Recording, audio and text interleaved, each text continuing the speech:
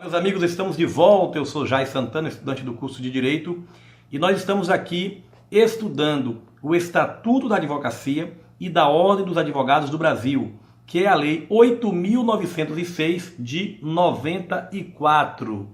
E hoje nós iremos continuar o último vídeo que paramos ali pela metade, né? O vídeo cortou e eu não quis editar e postei assim mesmo. E nós paramos aqui falando sobre os direitos do advogado, o artigo 7. E aqui diz assim: recusar-se a depor como testemunha em processo no qual funcionou ou deva funcionar. Então, o advogado, ele não é obrigado a depor como testemunha em um processo em que ele fez parte daquele processo, ou que fará, ou sobre fato relacionado com a pessoa de quem seja ou foi advogado. Às vezes, o seu advogado, ele está com você em uma causa, mas em um outro processo ele foi chamado como testemunha. Não é nesse processo que ele está aí com você, mas é em um outro processo. Ele não é obrigado a ir segundo o estatuto. E diz, mesmo quando autorizado ou solicitado pelo constituinte, bem como sobre fato que constitua sigilo profissional. Então, se o cliente falou algo para o advogado, que era de foro íntimo, que ninguém podia saber, era algo sigiloso, ele não é obrigado a testemunhar sobre aquilo, faz parte da profissão do advogado. O inciso 20 diz, retirar-se do recinto onde se encontre aguardando pregão para ato judicial após 30 minutos do horário designado e ao qual ainda não tenha comparecido a autoridade que deva presidir a ele mediante comunicação protocolada em juízo. Então o advogado está ali esperando um pregão, por exemplo, nas pequenas causas, tem ali o conciliador, e ali esperou 30 minutos e ninguém apareceu. Ele não é obrigado a permanecer ali.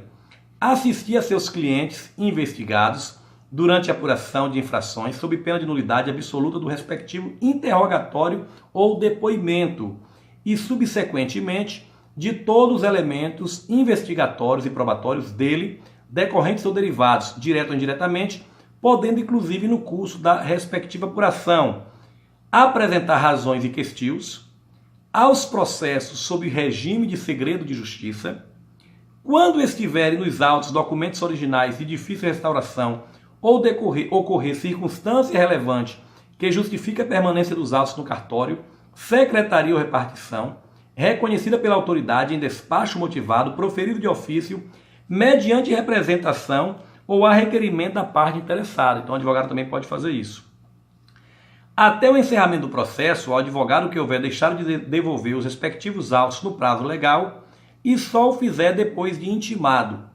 O advogado tem imunidade profissional, não constituindo injúria e difamação puníveis qualquer manifestação de sua parte no exercício de sua atividade, em juízo ou fora dele, sem prejuízo de sanções disciplinares perante a OAB pelos excessos que cometer.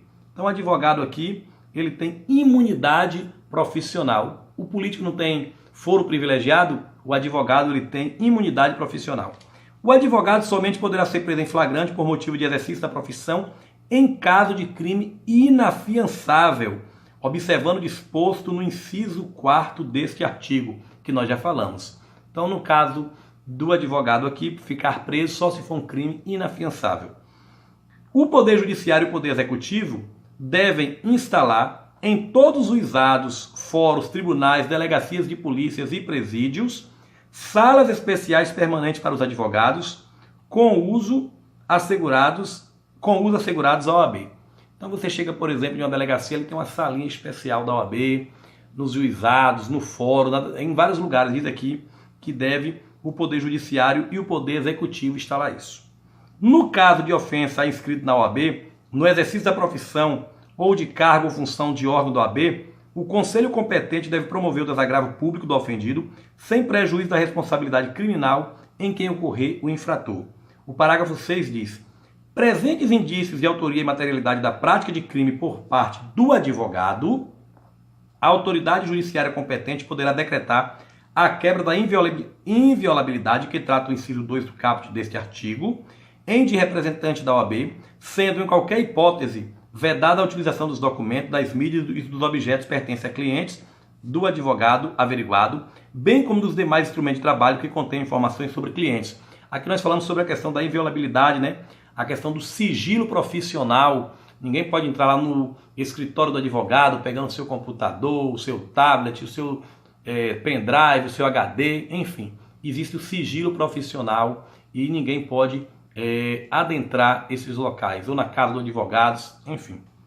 A ressalva constante do parágrafo 6 desse artigo não se estende a clientes do advogado, averiguando que estejam sendo formalmente investigados como seus partícipes ou coautores pela prática do mesmo crime que deu causa à quebra da inviolabilidade. Então nós estamos vendo aqui os direitos do advogado. Continua. Nos autos sujeitos a sigilo, deve o advogado apresentar procuração para o exercício dos direitos de que trata o inciso 19. No caso previsto no inciso 14, a autoridade competente poderá delimitar o acesso do advogado aos elementos da prova relacionados à diligência em andamento e ainda não documentada nos autos, quando houver risco de comprometimento da eficácia, da eficiência ou na finalidade das exigências. Parágrafo 12. A inobservância aos direitos estabelecidos no inciso 14, o fornecimento incompleto de autos ou fornecimento de autos em que houve a retirada de peças já incluídas no caderno investigativo implicará responsabilização criminal e funcional por abuso de autoridade do responsável, que impediu o acesso do advogado com o intuito de prejudicar o exercício de defesa sem prejuízos do direito subjetivo do advogado de requerer acesso aos autos ao juiz competente. Então nós falamos aqui do artigo 7º sobre os direitos do advogado. Um forte abraço do amigo Jair Santana.